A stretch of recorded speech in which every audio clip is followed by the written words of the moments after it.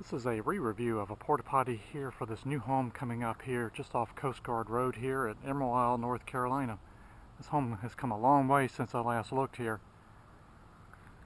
This porta potty's kind of been moved here from the corner to this side here.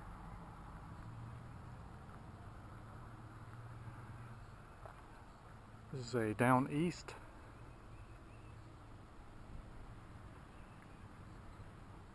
Let's go inside. Oh, the hinges on the door seem to be broke. Something jarred. Looks like it was last cleaned August 14th.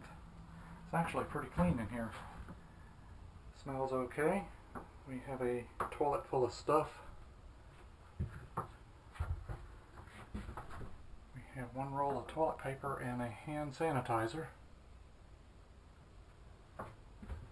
Really hot in here. No junk on the floor. We have vines coming in here. I may have closed that on the door. But the vines are trying to take over the porta potty. And we have a little bit of graffiti. There's our vent pipe. Let's go check the outside out.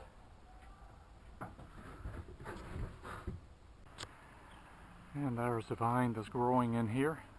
It's going to take over this porta potty. There's our vent pipe up here. Sitting on skids.